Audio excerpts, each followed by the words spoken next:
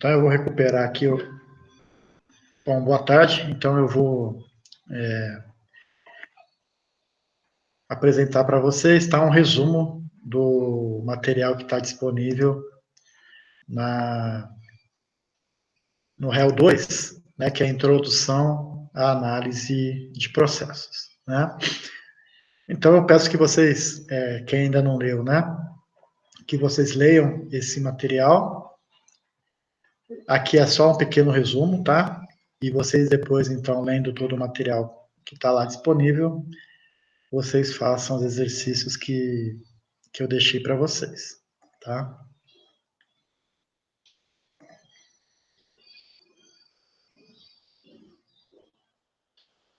Então, pessoal, nós vamos agora, né, é mais realmente o que é o objeto do nosso estudo, né, durante esse semestre, né, no caso, esse bimestre, esse período, né, que é análise de processos, né, então a gente vai dar uma breve introdução à análise de processos, né, a análise dimensional foi só para a gente relembrar alguns conceitos, né, algumas dimensões fundamentais que a gente vai utilizar aí quando a gente está projetando, né, algum processo, uma indústria, né, uma instalação industrial. Então, essa disciplina, né, ela é bastante casada, né, com as disciplinas de projetos, né, tanto projetos 1 quanto projetos 2, como também das operações unitárias, né.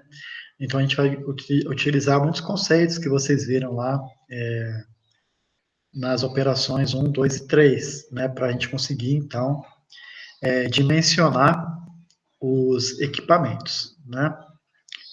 Então, uma área bastante proeminente da engenharia é a engenharia de processos. Então, vocês veem, muitas vezes, né, ofertas de vagas, né, ofertas de empregos para engenheiros, e está lá, né, engenheiro de processos. Bom, o engenheiro de processos pode ser o quê? Pode ser um engenheiro químico, pode ser um engenheiro de alimentos, pode ser algum engenheiro com alguma especialidade, né, que entende muito bem um processo, né, o que acontece em cada equipamento, né, em cada operação unitária.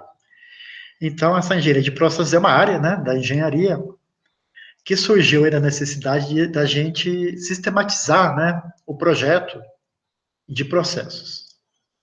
Então, é uma área que vai entrar, né, ela já engloba bastante conhecimento, né, que vocês tiveram ao longo do curso de engenharia de alimentos, e vai casar todos esses conhecimentos, né, para tentar, então, a gente conseguir projetar, né, uma instalação industrial.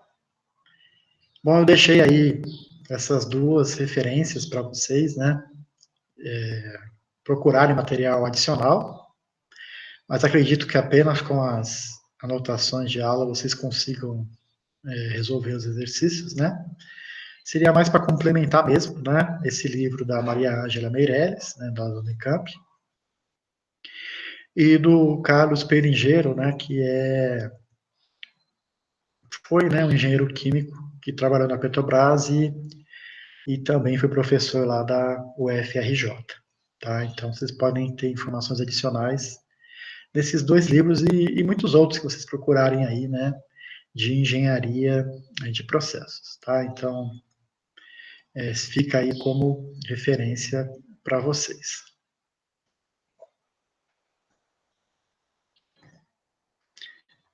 Então, a gente sabe, né, quando a gente fala no processo, né, o processo é tudo aquilo que a gente faz para transformar, né, desde da matéria-prima até um produto final que a gente quer produzir, né, um alimento que a gente está processando, né, então a gente vai ter que representar esse processo, né, e a gente pode representar o processo de duas formas, né, os fluxogramas e os modelos matemáticos, né. O fluxograma, vocês já devem ter tido bastante contato com eles, né, com esses fluxogramas, é a representação gráfica, né, visual, em que a gente coloca os equipamentos, né, e as correntes do processo. E essa forma de apresentar, ela vai seguir, né, a sequência do processamento. Então, vai desde lá da primeira etapa de processamento, né, você vai tendo uma série de operações unitárias, uma série de equipamentos, e depois você vai ter, então, o produto intermediário ou o produto final, né? Então, essa representação gráfica a gente chama de fluxograma. E a outra forma de representar um processo, né, é o modelo matemático, que é o que mais a gente está feito, né, nessa disciplina, que é a gente representar matematicamente, né, os fenômenos que se passam nos equipamentos, tentando quantificar, então, né, essas informações. Então, é a gente traduzir, né, reproduzir de uma forma matemática tudo o que acontece dentro de um processo, né, em uma indústria. Nós vamos usar as duas formas, né? A gente sempre usa as duas formas para resolver um problema. Primeiramente, a gente faz um fluxograma para entender, né, o que está envolvido naquele problema, naquele processo, representa isso graficamente, e depois a gente vai formular as equações matemáticas, né, que vão representar aquele processo. Então, pessoal, quando a gente fala aí, né, em um processo, a gente está falando basicamente, né, fundamentalmente, em fazer o quê? Balanço de massa e balanço de energia. Porque a partir do balanço de massa e do balanço de energia, a gente consegue, né, representar o que acontece em cada um dos equipamentos que vão aí fazer parte, né, de uma planta industrial. Então, balanço de massa, né, vai estar fazendo parte de todo o modelo, de todo o equipamento, né, que a gente tiver, a gente vai ter que fazer esse balanço de massa. E o balanço de energia, a gente vai incluir apenas quando a gente tem efeitos térmicos, né.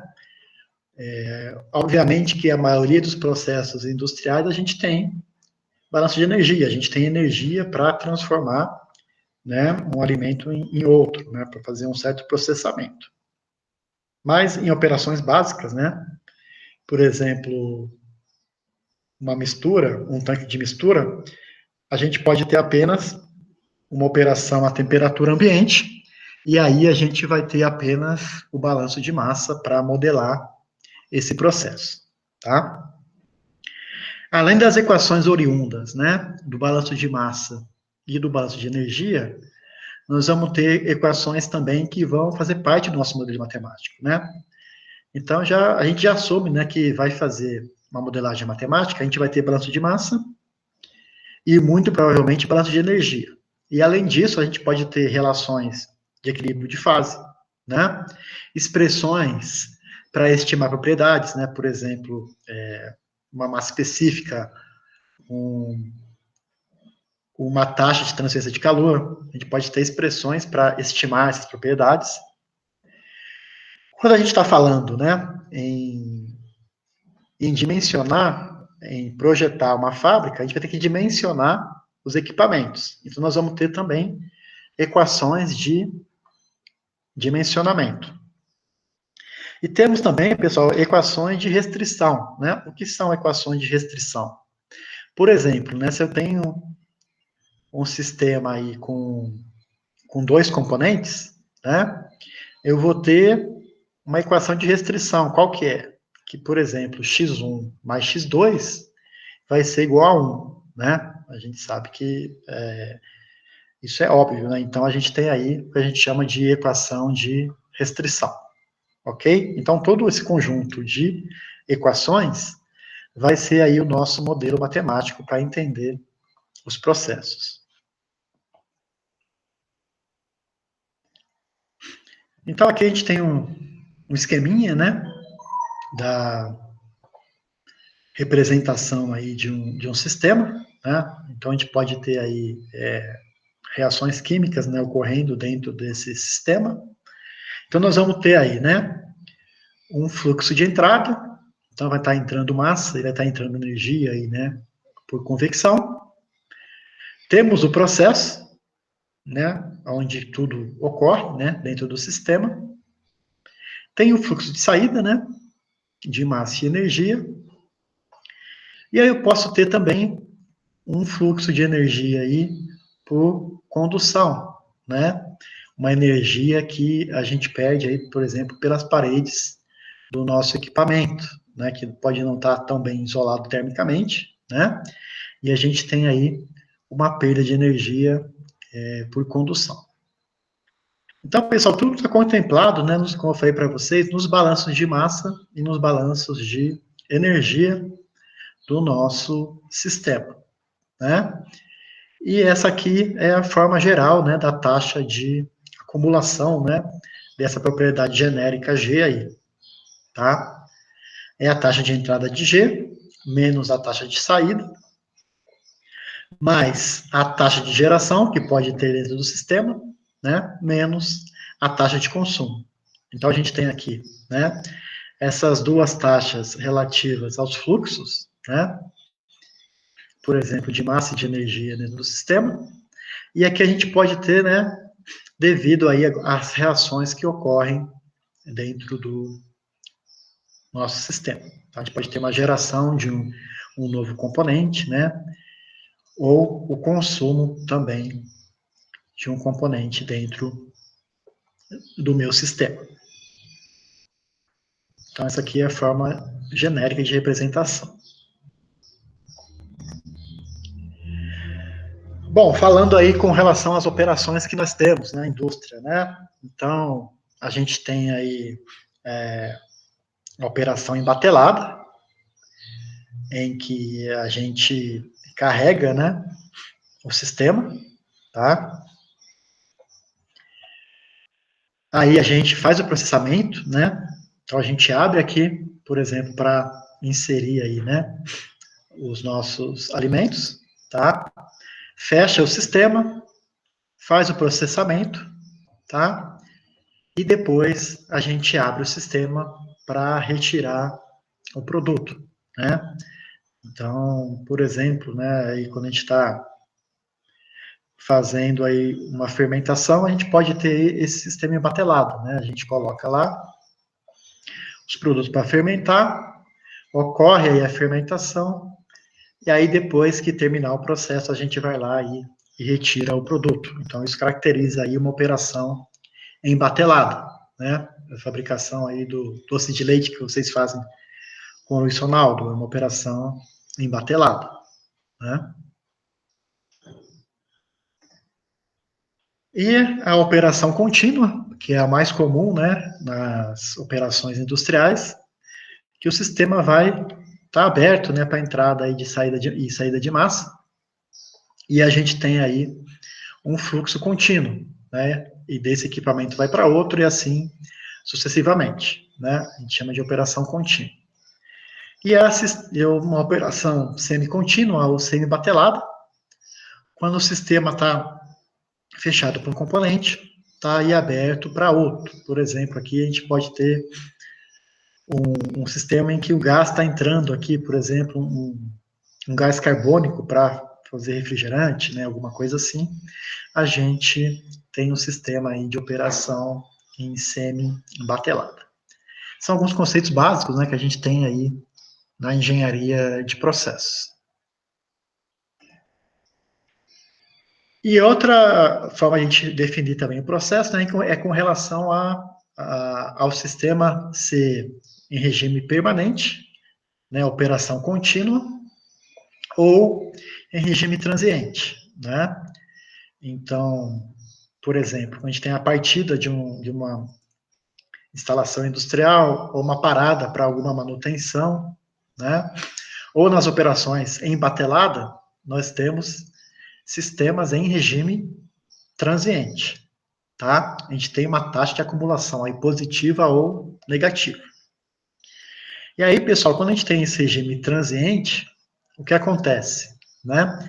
Nós vamos ter que resolver uma equação diferencial, tá? Porque as propriedades estão variando com o tempo.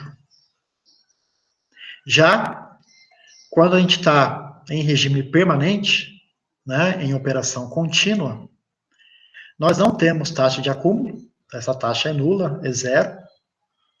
E aí, essa nossa equação aqui vai se resumir a resolver uma equação algébrica, tá? Bom, na maior parte dos processos, nós trabalhamos, né, em regime permanente, mas até mesmo para atingir o regime permanente, a gente vai levar um tempo, né, e esse tempo ele vai estar em regime transiente, por exemplo, na partida, né, de um sistema.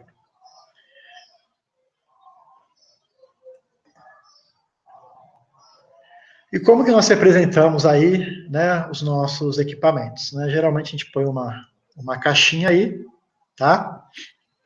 Nós temos as correntes de processo, né? Então, temos aqui a entrada, né, W1, por exemplo, né? É um fluxo mássico de entrada aqui, que é a corrente que vai entrar no equipamento para sofrer alguma transformação, né? Opera-se a transformação, ocorre a transformação dentro do equipamento, e aí a gente tem a corrente de processo saindo, né? Por exemplo, aí, W3 e C3, né?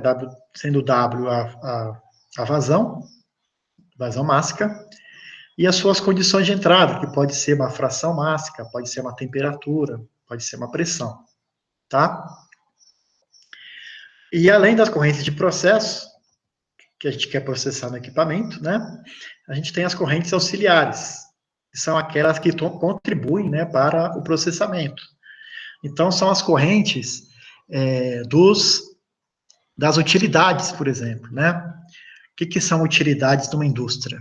Quando a gente fala aí uma corrente de vapor, uma corrente de água quente, a eletricidade, são as utilidades que nós utilizamos, né, para conseguir o intuito, né, de processar aquele alimento. Então, nós temos as correntes auxiliares, né, que elas contribuem para o processamento. Por exemplo, eu venho com vapor aqui para aquecer, né, esse alimento e ocorrer uma transformação, uma pasteurização, por exemplo.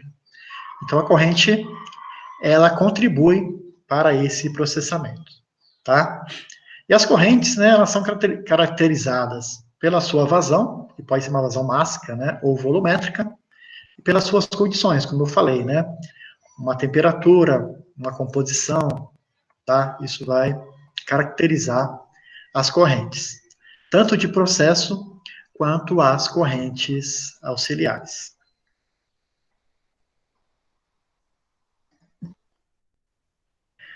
Então, nós temos aqui, tá? Resumindo, um roteiro para a resolução de problemas, que eu digo que é um roteiro que pode ser empregado para qualquer problema aí da engenharia, tá? Então, no que consiste esse roteiro, né? Esses sete passos aí, né? Então, pessoal, o primeiro passo, quando a gente dá de cara, né? Quando a gente vai ler o enunciado de problema, o primeiro passo é reconhecer esse problema, tá? E desenhar o fluxograma, né? Então, a gente desenha o fluxograma com o equipamento, né? Quais são as correntes que nós temos aí entrando e saindo desse equipamento e quais são as variáveis envolvidas nesse processo, tá? Que a gente quer resolver. Depois de desenhado o fluxograma com todas as correntes e os equipamentos, a gente parte para escrever o modelo matemático. E aí, nesse passo 2, que vem, né, as equações de balanço de massa, equações de balanço de energia e as equações de restrição que porventura aí existam, né, e equações de dimensionamento dos equipamentos.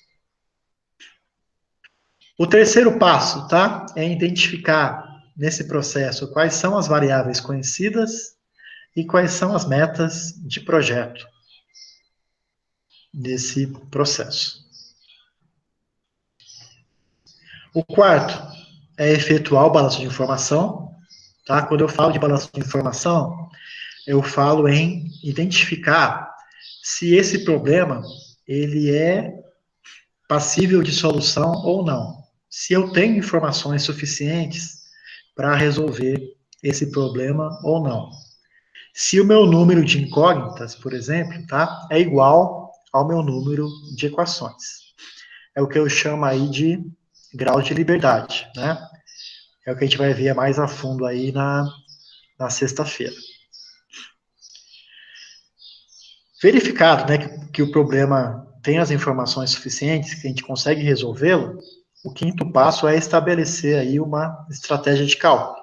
Por onde que eu vou começar a resolver esse problema? Sexto passo, resolver o problema. E o sétimo, que é bastante importante, é avaliar o resultado, né? Então, aí a gente fala, né, quando a gente é engenheiro, a gente tem que ter um senso crítico, né, apurado. Então, você fez uma série de cálculos, né, por exemplo, para dimensionar, calcular o diâmetro de um tubo de um trocador de calor, tá? Aí você faz todos os cálculos e você chega que esse diâmetro ele tem que ser 100 quilômetros, né, o diâmetro de um tubo. Algo está errado, né? A gente tem que verificar que nós erramos em algum momento aí dos nossos cálculos. A gente tem que ser crítico com relação a isso, né? Não faz sentido eu ter um diâmetro de um tubo aí, de um tocador de calor, por exemplo, de 100 quilômetros, como também não faz sentido que esse diâmetro seja de um nanômetro, por exemplo, né? Então eu tenho que ser crítico, eu tenho que avaliar se o resultado que eu obtive, né, se ele faz sentido ou não, tá? Então, pessoal, de forma bem resumida, né, é isso que a gente apresentou para vocês, né, naquele primeiro PowerPoint de introdução à análise de processos.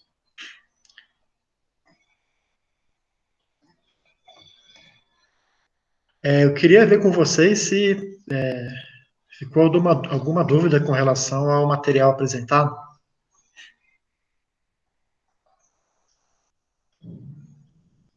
Tá claro o que nós estamos seguindo aí? Alguma dúvida? Tá tudo certo, Alexandre. Ok. Então, pessoal, eu vou deixar aqui para vocês, né, para a gente finalizar, né, os enunciados, né, dos exercícios e ver se vocês têm alguma dúvida na resolução desses exercícios, tá? Desses exemplos aí que a gente deixou. Então, deixa eu voltar para a apresentação aqui.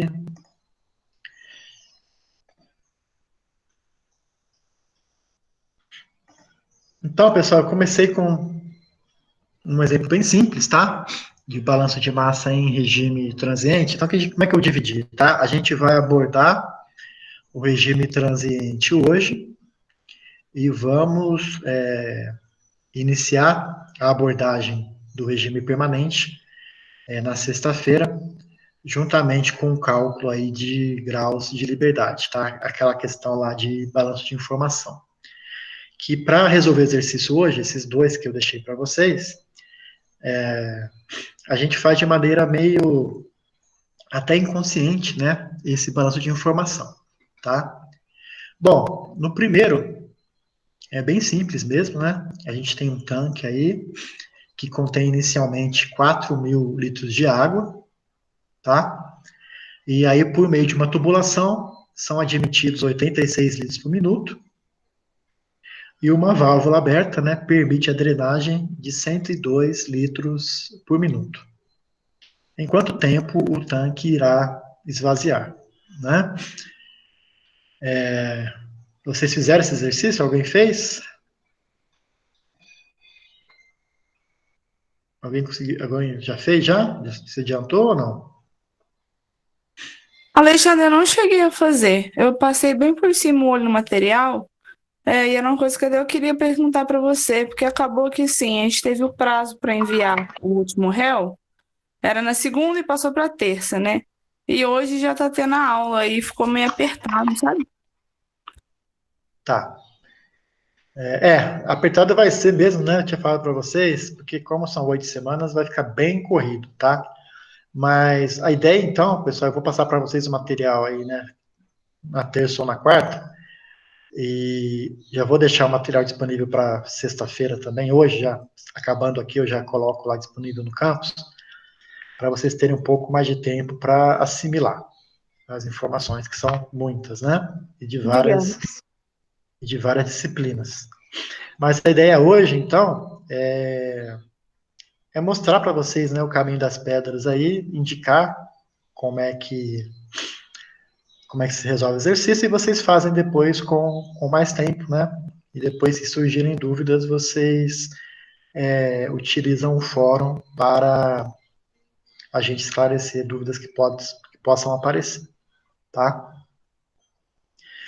Bom, pessoal, seguindo aquele roteiro que a gente colocou, né, no slide aí anterior, o primeiro passo para qualquer exercício, né, de engenharia é a gente fazer aí um fluxograma, né? Então, nesse exercício é um fluxograma bem simples, né? A gente tem aí um, um tanque, né? E nós vamos ter o quê, pessoal? Nesse tanque nós vamos ter duas correntes, né? Uma corrente de entrada, tá? E uma corrente de saída. Então, a gente tem aí, eu vou chamar de corrente 1, a corrente de entrada, e corrente 2, que é a corrente de saída. Eu vou chamar aí a vazão, tá, de W. Então, pessoal, a gente pode usar como padrão, quando for vazão, tá, a gente vai usar W. E, então, e o índice, né, W1 da corrente 1. Então, eu estou entrando em W1, tá? Esse W1, ele é conhecido, né? Ele está entrando a 86 litros por minuto. Então, o W1 é um valor conhecido. Então, pessoal, a gente vai usar como parâmetro, tá? Como notação, quando eu conheço aquela variável, eu ponho um asterisco, tá? Então, W1 asterisco, tem que dizer o quê? Que eu conheço o valor de W1. E está saindo lá uma vazão, né, de 102 litros por minuto. Então, W2 também é asterisco, né, porque também é conhecido, tá? Então, eu tenho a vazão de entrada e eu tenho a vazão de saída, né? E eu sei que no tempo zero, a minha massa, né? Quando eu falo em balanço de massa, né, pessoal, eu vou trabalhar sempre com vazão mássica. Então, eu tenho que passar aí essa vazão que está em vazão volumétrica, litros por minuto, para a vazão mássica, né? Então, eu tenho que passar de litros para quilo por minuto, tá? Bom, a gente sabe que o quê, pessoal? Que 1 litro de água tem quanto? Quantos quilos tem? Um, Quanto? 1 quilo, não? Eu não entendi, mas é 1, né? É isso? Falou? Isso, 1 litro dá 1 quilo. Tá, 1 litro é igual a 1 quilo, né, pessoal? Então, o rodo da água é 1 quilo por litro, né? Ou 1.000 quilos por metro cúbico, né? Depende da notação que se for usar aí, né? Mas a gente sabe que um litro de água pesa 1 quilo, né? Então, na verdade, eu tenho aí que está entrando essa vazão mássica aí, né, em quilos por minuto, e está saindo aquela vazão mássica em quilos por minuto. E eu sei que no tempo zero, a minha massa são 4.000 quilos, né? É isso, né? Eu tenho 4.000 litros, 4.000 quilos dentro do meu do meu tanque, tá? Então é só a gente utilizar aquela equação lá do balanço de energia, de massa, né? Em regime transiente. Eu tenho uma taxa de acúmulo, tá? Eu tenho. Como é que vai ficar essa equação então? dm dt, tá? A variação de massa com relação ao tempo vai ser igual a quem? A somatória das massas que entram, no caso uma corrente só, então é W1 menos o que sai, W2. Então, dm/dt vai ser igual a W1 menos W2. Como está saindo menos, está saindo mais do que está entrando, o que acontece? A minha taxa de acúmulo é negativa, tá? Por quê? Está entrando menos do que está saindo. Então, qual é a tendência do tanque? Que ele esvazie. Então, a taxa de acúmulo vai ser negativa. Então, dm/dt vai ser igual aos valores lá, né? 86 menos 102 quilos por minuto. Tá? E aí, pessoal, é só eu integrar, né? Eu integrar com as condições de contorno. Ok? Eu sei que para o tempo zero, a minha massa é 4.000. E para o tempo t, pessoal, quanto será a minha massa? Zero? Zero, tá? Porque eu quero saber o tempo que leva para o tanque esvaziar. Então, essas são as minhas duas condições de contorno. No tempo igual a zero, a minha massa é 4.000. No tempo igual a t, massa igual a zero. Integro, obtenho meu tempo, tá? Vocês vão obter aí 250 minutos para esvaziar esse tanque. Ok? Tranquilo, né?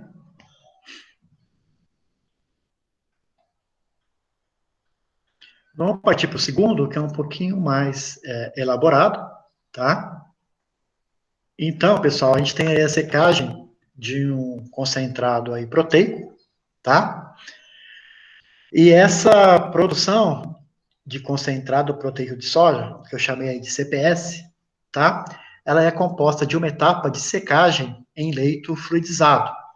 Leito fluidizado, né? Vocês viram, né? Em operações 1, né? Operações unitárias 1, qual que é a vantagem do leito fluidizado, pessoal? Ele aumenta, né? As taxas de transferência de calor e as taxas de transferência de massa. Por quê? O que acontece? Eu coloco lá o meu alimento, né, que eu quero secar, ok? E o gás, eu entro com o gás aqui para ele ficar fluidizado. Porque o que acontece? Ele fica ali suspenso, né? Essas partículas sólidas ficam suspensas. E o que acontece, pessoal? Eles estando suspensas, elas estão separadas uma da outra, né? O gás que vai retirar a umidade do alimento tem maior área superficial, então a taxa de transferência de calor é maior, tá? Se fosse um leito fixo, o que aconteceria? Essas partículas estariam todas fixas, né, paradas, e o gás ia tirar essa umidade de uma forma mais difícil, né? Agora, quando a gente fluidiza esse leito, o que acontece?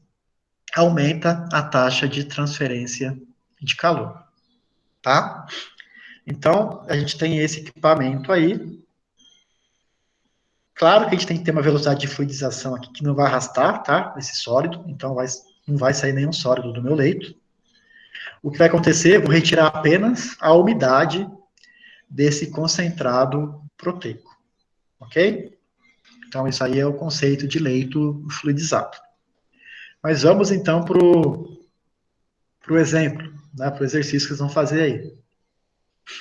Uma fábrica, tá, produz 100 quilos desse concentrado proteico de soja a partir de 600 quilos de material proteico úmido. Então, eu tenho material úmido, tá? Esse material tem 88% de umidade em massa. E eu vou colocá-lo no meu leito fluidizado. E de 600 quilos desse material, eu vou obter 100 quilos do concentrado proteico de soja seco. O que vai acontecer? Eu coloco, então, o material dentro do leito, é uma operação embatelada, tá? Eu coloco lá o gás passa para retirar a umidade, e depois de um certo tempo, eu retiro esse material. Se é um processo em batelada, eu vou estar em regime transiente, né? Então, eu vou cair numa equação diferencial, assim como no exercício anterior, né, que a gente fez lá, tinha uma variação com o tempo, né, da altura, né, dentro do tanque, e aqui a gente tem uma variação com o tempo da umidade desse material, tá? Então, é um processo em regime transiente. Bom, pelo enunciado, ele fala aqui que esse concentrado é seco, tá? Há uma taxa de secagem diretamente proporcional à razão entre a massa de água e a massa de sólidos, tá? Então, outra coisa importante que a gente sempre tem que ter em mente, tá, pessoal, que muitas das respostas estão nos enunciados do exercício, tá? Então, essa informação é essencial para a gente conseguir resolver esse exercício, tá? Que a taxa de secagem é diretamente proporcional à razão entre a massa de água e a massa de sólidos secos contidas no material proteico, tá? Então, guardem essa informação aí com vocês. Outra informação, né? Dentro do secador, né, desse leito, o ar de secagem é completamente misturado. Ou seja, a umidade em qualquer ponto do secador é a mesma. Então, a gente não vai ter variação de umidade, tá? No secador. Qualquer ponto que você pegue lá, dentro do equipamento, tá? A umidade vai ser considerada igual. A gente está considerando que o ar de secagem é completamente misturado. Outra informação importante, tá? Então, a gente tem um certo lote desse material, a gente sabe que ele perde metade da sua umidade inicial em 15 minutos, tá? Então, ele entrou o material lá com a sua umidade, né, 88%, e a gente sabe que em 15 minutos ele perde metade dessa umidade, tá? O que a gente quer saber?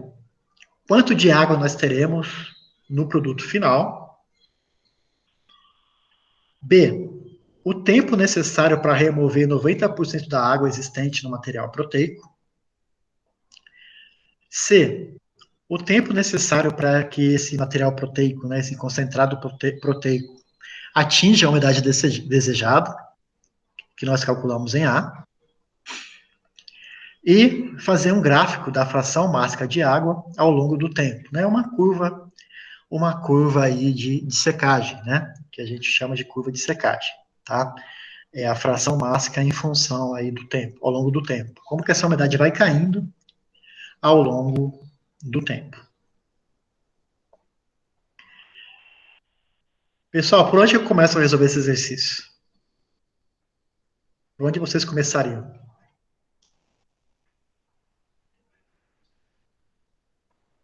Alguma sugestão? Desenhar o fluxograma. Isso aí, tá? Então vocês estão acompanhando a aula, né? O primeiro passo, pessoal, é desenhar o fluxograma e identificar as correntes, tá? Então eu tenho o leito, tá? Eu tenho o leito fluidizado aí. Eu tenho uma corrente entrando, tá? Que eu coloquei lá, né? Eu vou chamar sempre de W1, tá? Então W1 entrando. E essa corrente 1, pessoal, ela tem uma umidade de 88%. Ah, uma coisa importante, tá? Então, nesse caso, lá no exercício anterior, era um componente só, eu só tinha água, né? Nesse caso, vão ser dois componentes, né? O meu material, ele tem o quê? Ele tem a parte sólida e tem a parte da umidade, que é a água. Então, pessoal, eu vou chamar o componente sólido, e 2, água, para fazer meu fluxograma. Então, vai ficar assim, né? Olha, vou chamar 1 de água, componente água, 2, componente sólidos, tá? Deixa eu aumentar aqui, ó. Então, 1 é água, 2 sólidos, tá?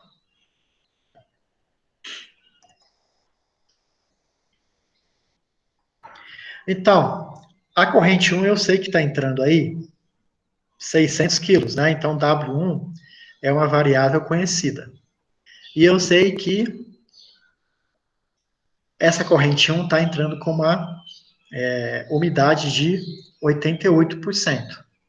Meu 1 é água, então meu X1, pessoal, o primeiro 1 diz respeito ao componente, tá? O componente, no caso, é água. E o segundo índice diz respeito à corrente. Então, o X, quanto eu tenho aqui, né, a fração mássica de água na corrente 1? X11, tá? 1 é a água, e o 1 subsequente aqui diz respeito à corrente 1. Então, a umidade da corrente 1, a fração mássica da corrente 1, eu conheço, 88%. Então, por isso tem um asterisco aqui. Eu alimento o meu leito fluidizado, tá? Eu passo o gás aqui, esse gás passa e sai, tá?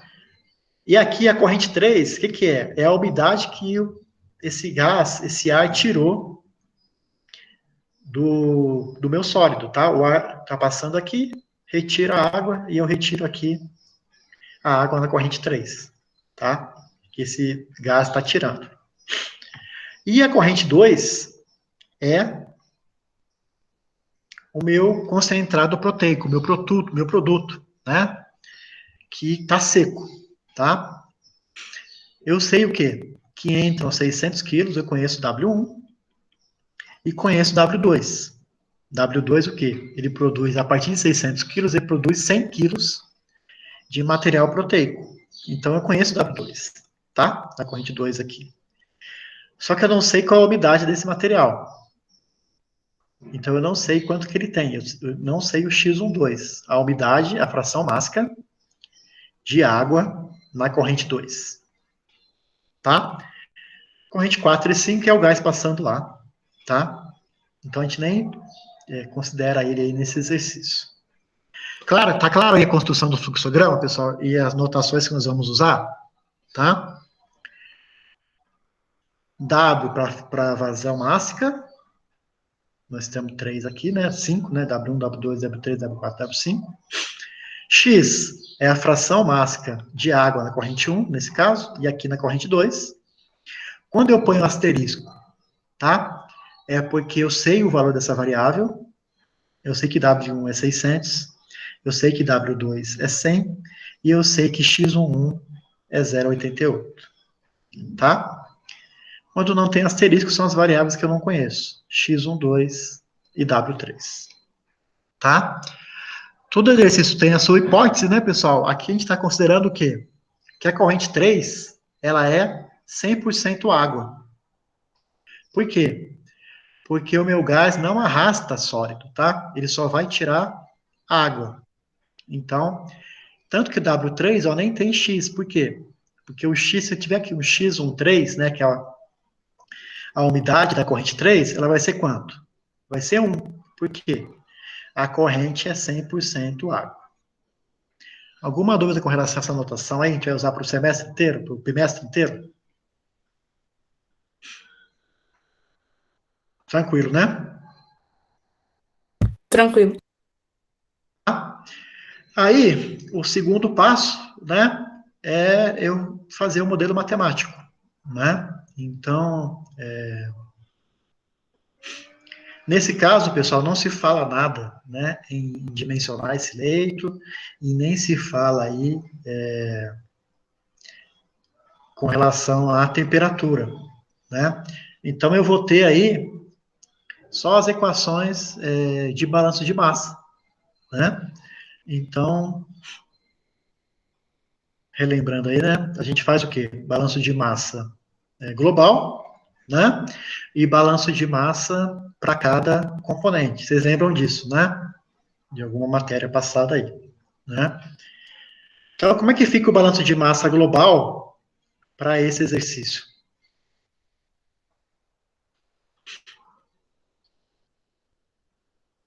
Como é que fica, pessoal, a balança de massa global? O que entra é igual ao que W1, sai, né? 4 é igual a W3, 2 e 5? É isso? Isso, pessoal. Tá? Quem está entrando? W1 mais W4. Quem está saindo? W2, W3 e W5. Então, W1 mais W4 é igual a W2 mais W3 mais W5. Só que eu sei, pessoal, que esse gás que entra é o gás que sai, porque a água sai na corrente 3, tá? Então eu posso dizer o quê? Que W4 é igual a W5. Então eu posso cortar já na corrente, tá? Na minha equação, porque elas são iguais. Então, simplificando, vai ficar como? W1 é igual a W2 mais W3, correto? Mas e as umidades, ô Alexandre, elas não entram junto no balanço? Unidade? Como assim? A umidade, o Ah, a X. umidade. Ah, a umidade, tá, a umidade. Umidade, não, sabe por quê? O que acontece? Ó, vamos pensar aqui, né? W1. Então, a gente tem aqui 600 quilos, né, de material entrando, tá? Essa umidade só diz o quê, pessoal? Que desses 600 quilos, 88% é água e 12% são sólidos, tá? Mas continua entrando 600 quilos, concordam? De material proteico úmido. Então, o global é isso mesmo, tá? W1 é igual a W2 mais W3, Ah, entendi, obrigado. porque é o global, tá? Agora, vamos fazer o balanço de massa para a água, por exemplo. Como é que fica, pessoal, o balanço de massa para o componente água?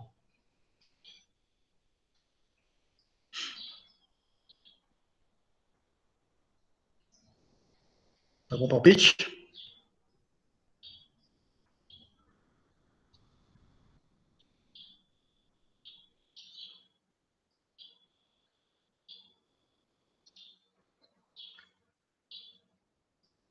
Aí sim, tá? Como é que eu. Quanto está entrando de água aqui no meu leito? Alguém vai falar aí? 88% do total? Como é que eu faço isso? Como é que eu falo isso matematicamente? Como é que você fala matematicamente? Isso. W1 vezes X1. Igual a Exata- W3. Exatamente. Ó. Então, W1 vezes X1 é igual a quem, pessoal? W2 vezes X12, porque tem água no meu produto também, concorda? Tem um pouquinho de umidade aqui. Mais W3. Certo? Todo mundo entendeu?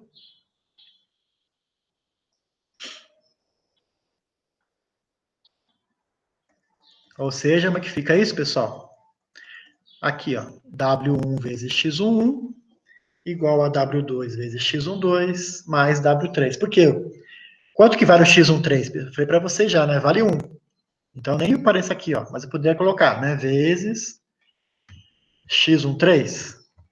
Mas eu sei que o X13 é 1. Então, eu vou deixar, não vou nem colocar ele aí. Tá? Por quê? Porque a corrente 3 é 100% água. Só está saindo água aqui. Tá? Então, eu tenho aqui quanto de água eu tenho na minha corrente 1 é igual ao quanto eu tenho de água na corrente 2 mais o que eu tenho na corrente 3. Tá? Tranquilo? E aí fica fácil, né, pessoal?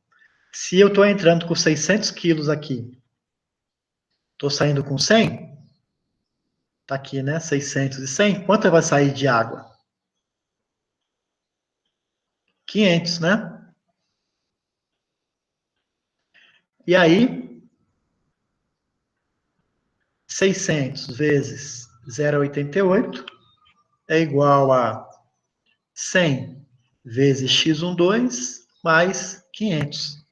E aí eu acho que a minha umidade é de 28%, tá? Ela foi de 88 mesmo, né? Deixa eu ver aqui no enunciado. de 88, ela foi para 28%. Tá? Acompanharam aí? Professor, eu não entendi só essa questão aí do 88%. Ele, por exemplo, tem 600 quilos de CPS, né? Isso, E aí, desses 688 é água. isso. Daria 526 ou 528, uma coisa assim. 528. Aí, por que que passou 100 pro outro lado em vez de 528? Espera aí. Você tinha 88% de 600, né? Isso, Quanto deu essa conta? 528. 528. Então vamos lá, vamos fechar nosso balanço, tá, pessoal? Vamos lá. Ó, o que ele pede no exercício, no item A? Ele pede a quantidade de água presente no. Deixa eu ver no chat. Produto final, tá? Ele quer saber quanto tem de água no produto final. Então vamos lá, pessoal. Ó, quanto eu tinha de água aqui? Foi a conta que quem falou aí foi o Matheus. Deus. Eu tinha quanto de água? Se for 528, né? Isso. 28. Quanto saiu aqui, Matheus? Não saiu Aí. 500? Aham. Ah, tá. Cadê os outros, Entendi. cadê os outros 28? Entendi. Faz Então sentido aqui, ó. agora. Tá vendo aqui, pessoal? O que ele pediu foi SE, eu chamo de F, tá? F12. O que é F12? É quanto eu tenho de água, é a vazão parcial de água na corrente 2, tá? Como é que eu acho o F12? Eu pego, F, pessoal, é X sobre W, tá? Então, o F, eu tenho 28 quilos de água. Por quê? Foi o balanço que o Matheus falou, ó. Aqui eu tinha o F1, eu tinha 528 quilos de água. 528 menos 600 são quantos quilos, Matheus? Ou qualquer um aí, né? 528 menos 600? É, 72. 72 quilos de sólidos, tá? Então, pessoal, eu tinha 72 quilos de sólido e 528 de água, certo? Os 72 quilos de sólido saiu tudo aonde? Aqui, ó. Concorda? Sim. O resto é água. Então, 528 que eu tinha de água aqui, 500 saiu aqui, os 28 saíram aqui. Fechou o balanço, concorda? Lá no enunciado ele fala que saia no W3, eu acho que foi isso que me confundiu. Enunciado. Não, fala que apenas seca. Se está secando, você vai tirando água, tá? Ah, tá. E aí eu já coloco que é tipo W3, então, no caso. Isso. Um W3 é uma corrente de saída que está saindo da água. A água vai sendo separada do material, concorda? Sim. Uhum. Vou tirar dessa água, né? Então, depois essa corrente 3 aqui, que é a saída de água, tá? Obviamente que eu vou considerar que não tem nenhum sólido aqui, né? Eu estou tirando Sim. apenas água. Por isso que W3 é 100% água. Ficou claro? Ficou agora sim. Obrigado, viu? Tá? Opa, pulando aqui, né? Certo, pessoal? Então, vejam direitinho essa resolução, deixei nesse valor de 28 quilos, tá? Mas o balanço fecha bonitinho, tá? Pensa nos 600 quilos aqui, ó. Desses 600, 72 é sólido, 528 é água. Se eu não perdi nenhum sólido aqui, os 72 que estavam aqui tem que estar aqui, obrigatoriamente, tá? O F11, no caso é F21, né? A vazão parcial de sólidos que entra é igual a que sai. Todo mundo concorda nisso, né? Então, 72, 72. 528 que tinha de água. 500 foram extraídos, 28 ficaram no produto final. 28 mais 72, 100 quilos, fechou meu balanço. 600 é igual a 500 mais 100. Tranquilo? Alexandre, Oi. esse F12 é o X vezes o W? né? Isso.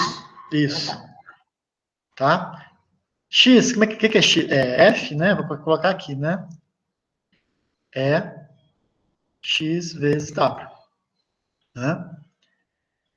Ou, o que é X, fração máxima, pessoal? Fração parcial, né? É F sobre W. Né? Se eu tenho lá 12%, eu tenho, por exemplo, 12 quilos aqui, desse, né? E 82 do outro. Ficou meio confuso isso, né? Mas é isso mesmo, tá? F é X vezes W. Ou X é igual a F sobre W. Tá? Então, eu tenho 28 quilos de água na corrente 2. Obviamente, né? Que meu F22, né? É 72 quilos. Que é a mesma, que é igual a F11. F11 é igual a F22. Tá? Tá claro isso? Que todo o sólido que eu tinha na corrente 1 sai na corrente 2? Porque eu não tenho perda de sólidos na minha secagem. Isso é fundamental vocês entenderem, tá? Tudo que estava de sólidos na corrente 1 saiu na corrente 2. Por quê? A corrente 3 só sai água. Ok? Tranquilo, né? Depois vocês façam com cuidado, aí vocês vão chegar nos mesmos resultados, tá? Acho que vocês já entenderam, né? Ok, pessoal, isso é bem tranquilinho, né? Agora a parte B que já começa a complicar. Qual que é o tempo necessário para remover 90% da água existente no material proteico? Tá? E aqui, pessoal, que eu chamo a atenção de vocês para a questão do enunciado, né? Que ele fala que a taxa de secagem é diretamente proporcional à razão entre a massa de água e a massa de sólidos secos. Tá? Isso é fundamental para fazer esse exercício.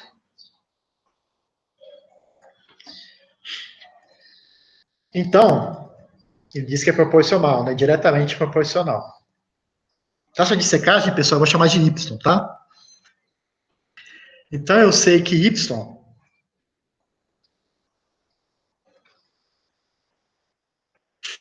Deixa eu aumentar aqui para não dar spoiler aqui, né? Ó.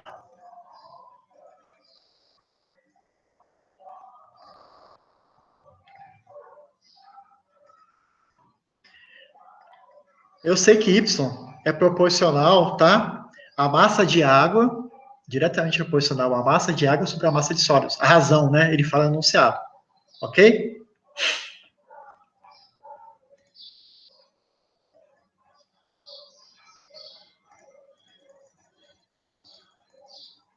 É fundamental entender isso aqui, tá?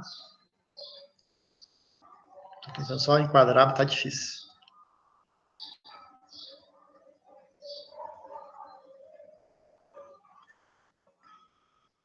Então, pessoal, se eu tenho uma relação de proporcionalidade, como é que eu faço para transformar isso numa equação matemática? Vocês devem ter visto em algum lugar já na formação de vocês que basta eu colocar uma constante de proporcionalidade. Então, eu chamei aqui de K', tá? Então, se eu sei que é proporcional, diretamente proporcional à razão entre a massa de água e a massa de sólidos, para eu expressar isso em forma de equação matemática, eu coloco o sinal de igual e coloco uma constante de proporcionalidade que eu chamei de K'.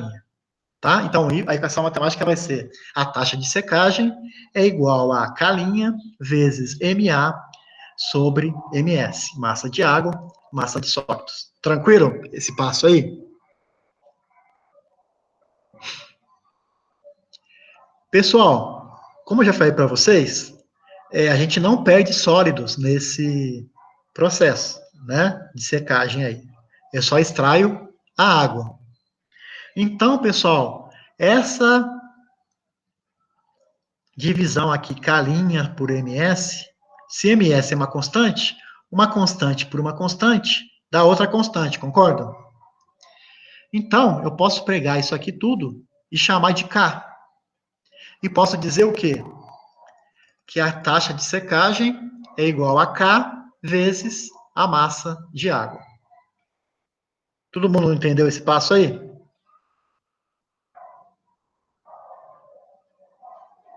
Tranquilo? Podemos continuar?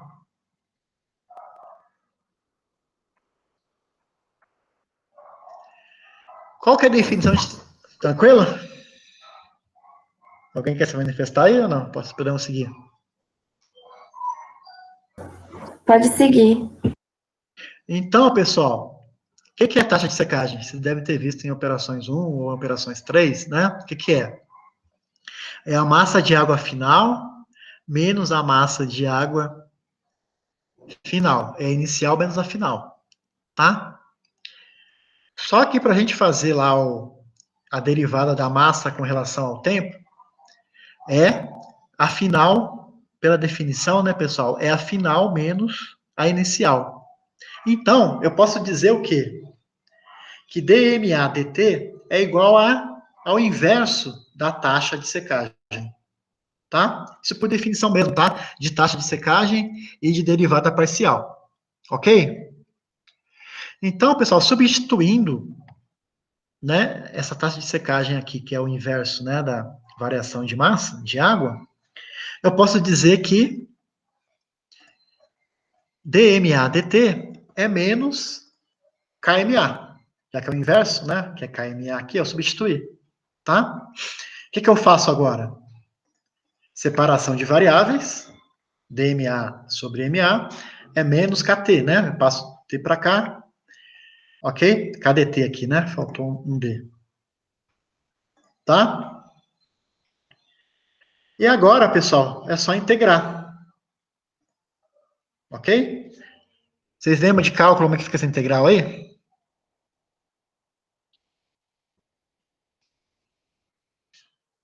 Eu vou integrar aqui, né, pessoal? De zero, do tempo zero. Aqui, né, do tempo zero até o tempo t. E aqui, da massa de água no tempo zero e da massa de água. Como fica essa integral aí? Com log de massa, não é? Exatamente. Tá? Vai ficar ln de ma sobre ma no tempo zero, que eu chamei de ma zero, tá? Menos kt. Porque t no tempo zero é igual a zero. Tá? Tranquilo?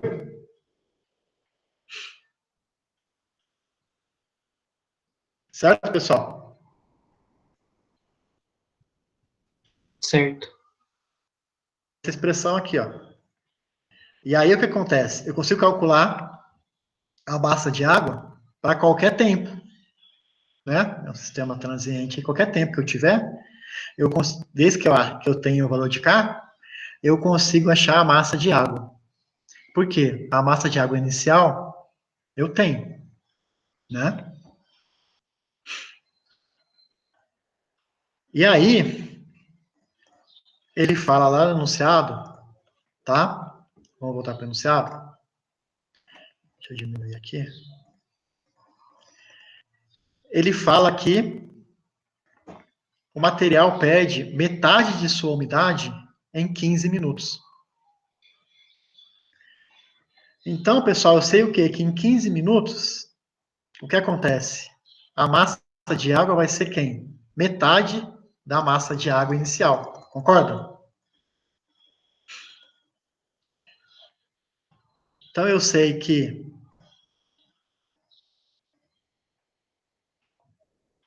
para o tempo de 15 minutos, quanto vale MA? Metade da massa de água inicial. Então, eu posso colocar o que aqui, pessoal? 0,5 de MA0 sobre MA0 é igual a menos K vezes 15, que são 15 minutos. Eu corto o MA0 com o MA0, sobra o quê? Ln de 0,5 é igual a menos K vezes 15. E aí eu consigo achar o valor de K. Entenderam? Façam aí o Ln de 0,5. Pega o Ln de 0,5, divide por 15. Vocês vão achar o valor de K. Deu isso aí? Minuto a menos 1 aqui, tá? Aqui é minuto a menos 1. Conseguiram achar? Entenderam porque chegou nesse valor aí?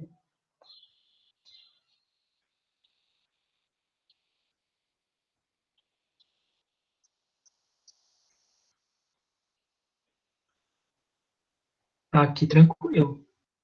Tá, pessoal? 0,0462, minuto a menos 1. Tá?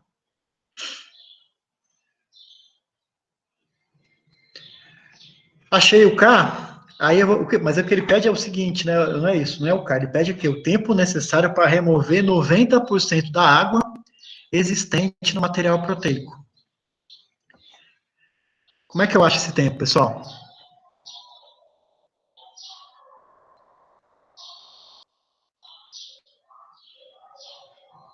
Alguém tem alguma ideia?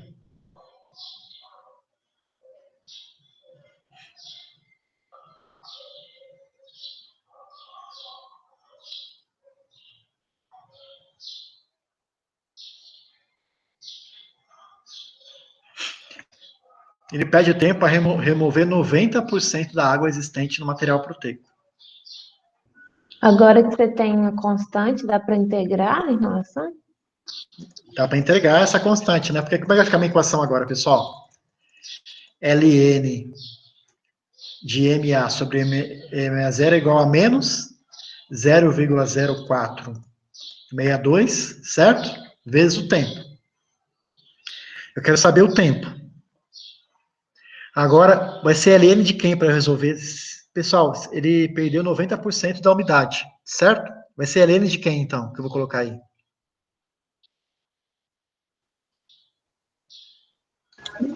Zero nove Seria meia zero. 0,9? Opa. Quem falou aí?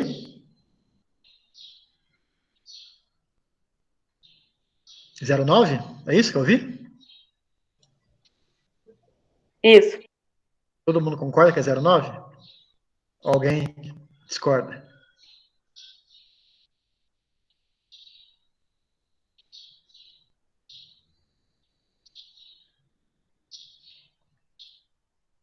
Pessoal, se ele perdeu 90%, quanto que ficou de umidade? 10% 0,1. 0,1. É 0,1. É 0,1, concorda? Uhum. Faz sentido? Se perdeu 90, ficou 10, né? E aqui é o Ln o quê? Quanto ficou da massa inicial, tá? A massa final aqui de A, MA, vai ser 0,1, 10% de MA0, concorda? Então é Ln de 0,1, tá? Vai chegar aí a 50 minutos. Chegaram?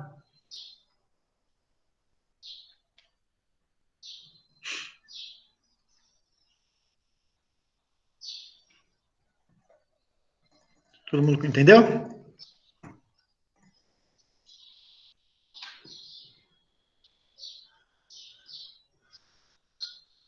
Tranquilo, né? Tranquilo não, né? Precisa pensarem, tá? Pensem depois no travesseiro aí e ver se está certinho o resultado, tá? Se vai bater certinho e se faz tudo, se faz sentido, ok? Sejam críticos aí para analisar os resultados. Então, pessoal, o que acontece? Vamos imaginar, eu coloquei lá o material proteico, depois de 15 minutos perdeu 15%, 50% da umidade, e depois de 50 minutos perdeu 90% da umidade inicial, tá?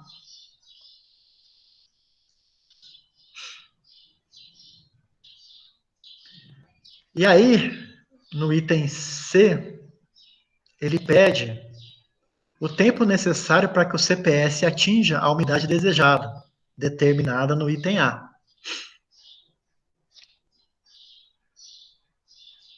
Como é que eu faço isso, pessoal?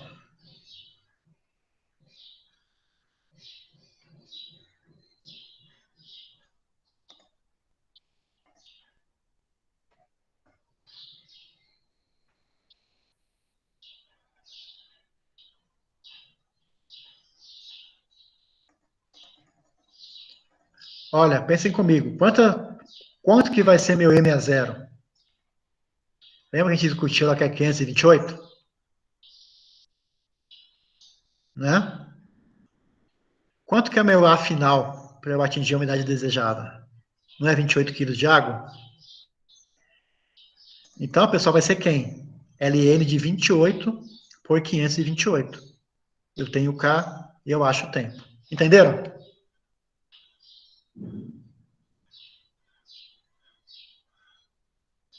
Tranquilo? Massa de água final, que eu achei no item A. 28. Massa de água inicial, essa aqui nunca muda, né? 528. Ln de 28 por 528, menos K vezes T, eu acho o tempo, que vai dar 63,57 minutos. Tranquilo?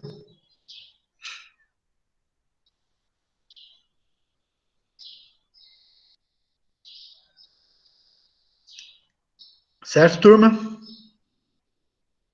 Tranquilo. Tá. Aí, pessoal, no item D, ele pede para fazer um gráfico de 10 em 10 minutos da umidade, tá? O X1 lá, né? Com relação ao tempo, tá? Então, como é que eu faço isso? Eu posso pôr um exponencial aqui, tá? Dos dois lados. Exponencial de menos kT, exponencial aqui vai ser MA sobre MA0. MA0 é constante. Vou achar essa massa de água para cada tempo. O K eu tenho. Eu acho aí, para cada tempo, vou ter 10 minutos. Em 10 minutos aqui, eu tenho K, tenho T, tenho MA0, eu acho o MA. Com o MA, eu acho o X, que é a fração de mássica, né? Fração mássica vai ser quem? A massa de água pela massa da corrente toda, tá? Então, eu tenho que somar a quantidade de sólidos que eu tenho aqui. E aí eu faço para cada tempo, 10, 20, 30, 40, 50, 60, eu acho X e faço um gráfico aí da variação da umidade com relação ao tempo. Fica aí como lição de casa, para vocês fazerem, tá? Mas o caminho é esse, tá? Aplicar exponencial aqui, e para cada tempo, vocês acharem uma massa de água, e depois, com essa massa de água, vocês acharem a fração mássica, que é o conteúdo de umidade para cada tempo. Ok?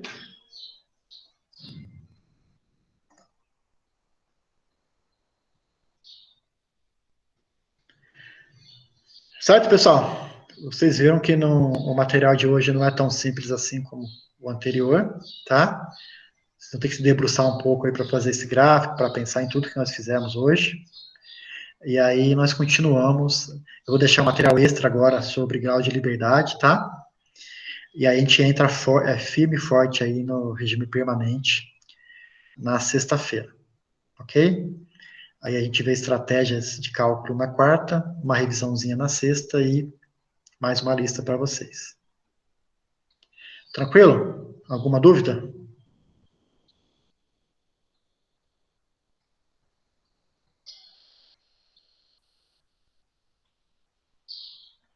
Ô, pessoal quieto, hein? Vocês estão raciocinando ainda?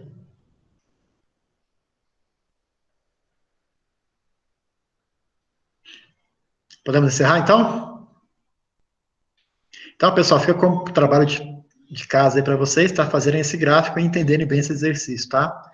É bem importante que vocês entendam o passo a passo de resolução aí desse segundo exercício. O primeiro é fácil, né? Muito fácil. Mas o segundo demanda um pouquinho mais aí de compreensão aí de vocês, tá? Um pouquinho mais de raciocínio. Ok? Não tendo nenhuma dúvida, então a gente encerra e sexta-feira, às 9 horas, a gente se reencontra. Lembrando sempre, tá? Qualquer dúvida, vocês coloquem lá no fórum, no campus virtual. Bom trabalho a todos aí e uma boa semana. Até mais. Tchau, tchau, professor. Obrigado.